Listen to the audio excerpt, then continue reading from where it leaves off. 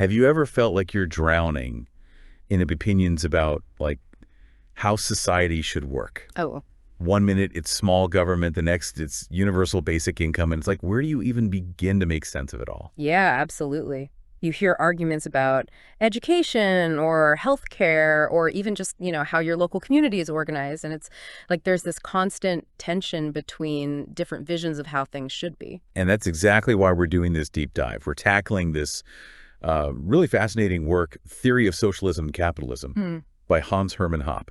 And it's not just, another opinion piece. It's a serious deep dive.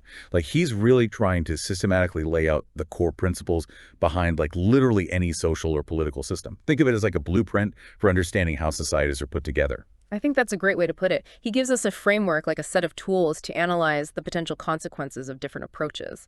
Exactly. So for you, the learner, you flag this one because you're obviously trying to grasp those fundamental principles. Like, what's the bedrock of all these different societal structures? The underlying logic. Yeah.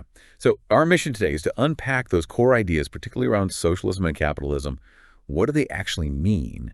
And what are the potential outcomes if you try to build a society on those principles? We want to equip you to understand these debates, not just repeat talking points, but actually grasp the logic behind them. Right. So Hoppe kicks things off in Chapter 2 by laying out some really basic but crucial concepts. I'm talking about things like property, contract, aggression, and then, of course, the big ones, capitalism and socialism. And it might sound overly simplistic, but his point is that literally any conversation about how humans act in society has to grapple with these ideas in some way. It's the foundation. Totally. And one of the first things he emphasizes is scarcity. This idea that we have limited resources, including our own bodies and time. And this is the fundamental reason we need rules about who gets to control what. I mean, it might seem obvious, but it has huge implications. Absolutely. It's not just about stuff, it's about our very selves. So the rules about who controls what are kind of unavoidable. Exactly. He even uses this really simple thought experiment. Imagine a single person in the Garden of Eden. One body, limited time. They can't do everything at once. They have to make choices. Even with abundance everywhere else, your own capacity and time creates scarcity. So even there, in the Garden of Eden, you'd need some framework for deciding how that scarce resource, your body, is used. So that brings into what he calls the natural position on property. And it's important to note, this isn't initially a moral argument, but more about what's kind of psychologically intuitive. Like, what would people most likely agree on as the starting point? So he's saying that people naturally assume ownership of their own bodies.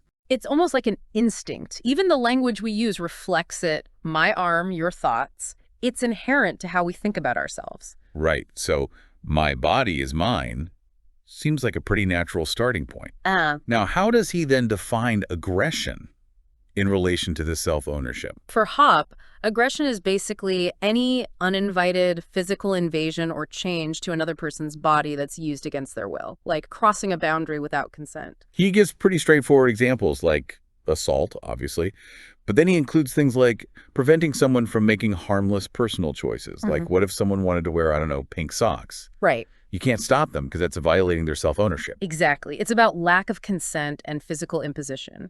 He's really emphasizing that an act of aggression means increasing one person's satisfaction at the direct expense of another's. There's no mutual agreement there. Okay, so that's aggression. Now, how do we move beyond our own bodies to owning other things? This is where he brings in property claims based on production. This is a key distinction. It's not just planting a flag and saying, this is mine. Hoppe contrasts those kinds of aggressive property claims with what he calls natural or non-aggressive claims, which are based on actual demonstrable effort, like past production. So it's like, I cleared this land or I built this house. Yeah. There's a tangible link between your action and the thing you're claiming. Exactly. To produce means you're transforming a naturally given thing based on a plan. You're creating boundaries through your labor. It's about establishing that connection between the producer and the product. Okay, so let's even imagine this crazy scenario where resources were incredibly abundant. We'd still have to make choices about how to use our bodies, right? Relax now, or work towards some future benefit. Right. So he introduces these concepts of consumption, basically using your body for immediate enjoyment versus investment, using your body in ways that yield future benefits, like investing in your human capital. And even if we had unlimited stuff, we'd still only have so much time and energy. Exactly. Now, he briefly touches on parental rights, which might seem kind of tricky at first because it seems to contradict that strict idea of self-ownership. He addresses this by explaining that parental rights are derived from the parents being the initial producers, so to speak, of the child. It's a limited and temporary exception. Right. It's not forever. And it primarily applies when the child is physically dependent and can't just walk away. As soon as they can leave and make their own choices, those parental rights change. Makes sense. Okay, so we've got these building blocks: self-ownership, aggression, property rights based on production. Now, what happens when you introduce aggressively founded ownership, where someone loses control over their own body? This is where his critique of socialist systems starts. He argues that when the right to control your own body is taken away and given to someone who hasn't produced that body, you get some serious consequences. All right, break it down for us. What are the main issues? So the first one is a reduction in the incentive to invest in human capital. If you don't have full control over your body and the fruits of your labor, you're less motivated to improve yourself. That makes sense. If I can't choose my own career path, why would I bother getting really good at anything specific? Exactly. The second big consequence is an increase in aggression. When people realize they can gain more by controlling other people's bodies and labor instead of their own, it changes the whole dynamic. More people are going to gravitate towards those aggressive roles. So you discourage productivity and encourage coercion at the same time. Not a great combo. Not at all. And with this in mind, Hoppe then dives into analyzing different types of socialism, starting with what he calls socialism Russian style. Yes. This is what most people probably think of when they hear the word socialism, the classic Soviet model. Exactly. The state takes control of the means of production, factories, land, everything. Private owners are expropriated, and in theory, everyone becomes a co-owner of everything. He calls this the ideal type of fully nationalized economy. Okay, so everyone owns everything. Sounds Yeah. fair in principle, right? Maybe on paper, but Hoppe argues that just declaring everyone a co-owner doesn't solve the real problem. Control. Who gets to decide how these resources are used? In a private ownership system, the owner decides. But in a socialist system, It's much less clear. And this lack of clarity leads to what Hoppe calls the problem of economic calculation. this is where it gets really interesting. Basically, he's saying that without private ownership and free markets, you don't get genuine prices. Exactly. Prices in a free market, they act as signals. They tell us about supply and demand, scarcity, and the value people place on things. But in a socialist system, those signals are either missing or distorted. So the people in charge of these socialized resources, they basically have no idea what they're doing. They have no way to accurately calculate the true costs of using those resources, compare those costs to potential revenues, or figure out if they're even meeting people's actual needs. It's like trying to run a business with your eyes closed. Exactly. And this inevitably leads to massive misallocation of resources. You get waste, shortages, and a general decline in living standards. He also points out that this type of system rewards political maneuvering over actual competence. Right. Because control over resources is tied to political power, those who are good at playing the political game rise to the top, regardless of their actual ability to manage those resources effectively. It's like promoting the loudest person in the room instead of the most qualified. Exactly. And he uses the historical experience of the Soviet Union and other East Bloc countries as evidence for this. Generally lower standards of living, persistent shortages, and a focus on political loyalty over competence. And let's not forget the economic collapse in Russia after WWI, which forced them to reintroduce some private ownership elements with the new economic policy. Yeah. That's a pretty stark illustration of what can happen when you try to eliminate private property entirely. It shows the practical limits of trying to centrally plan an entire economy. Okay, so that's socialism Russian style. Now let's move on to what he calls socialism social democratic style. This is the version that's more common in Western democracies today, right? The welfare state, high taxes, lots of redistribution. Yes. It shares the same underlying goal of equality with the Russian model, but it tries to achieve it through democratic means rather than revolution. So, same destination, different path. Exactly. Both originate from the socialist movement and aim to move beyond capitalism. However, the Russian model was all about violent overthrow, whereas social democracy focuses on gradual reform through existing political systems. And he suggests that the failures of the Soviet Union played a big role in this shift. The violence and economic disaster made the revolutionary path a lot less appealing. It definitely tarnished the image of full-blown revolution. So social democrats increasingly focused on achieving their goals through democratic means, mainly through taxation and welfare programs. But from Hoppe's perspective, rooted in that natural theory of property we talked about earlier, how does he view these social democratic policies? Are they any better? Not really. He sees them as another form of aggression against property rights. Remember, he believes income is naturally linked to production. You produce something, you own the income from it. Taxation, to him, breaks that link and transfers wealth to non-producers without their consent. So even if a society's economy is growing overall, he claims this redistribution leads to a kind of relative impoverishment. What does he mean by that? It means producers are getting a smaller slice of the pie than they would without taxation.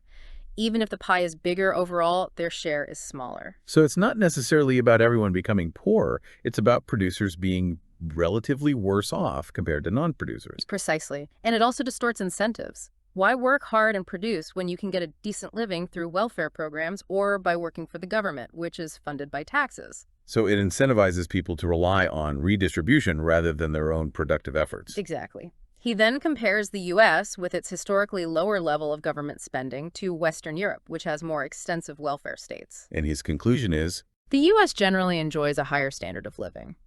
He also points to the rapid economic growth in 19th century Europe when there was less government intervention, compared to the slower growth in the 20th century with the rise of social democracy. so the more the government interferes, the worse the economic outcomes. That's his argument. And it gets even more nuanced. He then analyzes what he calls the socialism of conservatism. Conservatism, as a type of socialism, that's a pretty surprising claim. It might seem counterintuitive, but he argues that conservatism, like other forms of socialism, is ultimately a reaction against the changes brought by classical liberalism, things like increased competition and social mobility. Conservatives, in his view, want to preserve the existing social order and prevent further change. It's about clinging to the past rather than embracing progress. In a way, yes. And he delves into the historical conflict between merchants and feudal lords, pointing out how some merchants ended up aligning with powerful lords to create a more stable, but ultimately stagnant, system. So how do conservative policies actually function as socialism in his analysis? Mainly through tools like price controls and economic regulations. These policies, to him, are a way of interfering with the natural flow of the market and preventing people from adapting to changing circumstances. So it's about controlling the economy rather than letting it evolve naturally. Exactly. And he argues that price controls, by artificially setting prices, lead to shortages, surpluses, and a lower overall standard of living. It's like trying to hold back the tide. And then there are regulations, which he sees as stifling innovation. They protect established businesses and prevent new, potentially better ways of doing things from emerging. So it's all about maintaining the status quo, even if it means sacrificing progress. And he also talks about behavioral controls, which are a bit broader. They're attempts to influence or restrict people's choices and behaviors, So like regulating what people can buy or consume. or even how they can interact with each other. He sees these controls as a violation of individual freedom and a way of preventing people from satisfying their diverse needs and desires. It's like trying to force everyone into a predetermined mold. And it ultimately leads to what he calls a relative impoverishment by limiting the range of possibilities and preventing people from pursuing their own goals. Okay, so he sees conservatism as a kind of anti-progress, anti-freedom ideology disguised as a defensive tradition. That's a pretty accurate summary, and he doesn't stop there. He then examines the socialism of social engineering. Ah, yes. The technocrats, the planners, the ones who think they could design the perfect society. Exactly. He defines social engineering as a more pragmatic, piecemeal approach to intervention, driven by a desire to achieve specific outcomes. And what sets it apart is its reliance on empirical observation rather than a priori reasoning about consequences. So it's the let's just try it and see what happens approach. Exactly. And Hoppe challenges this approach. He argues that we can, in fact, know a lot about the likely consequences of certain actions based on basic economic principles.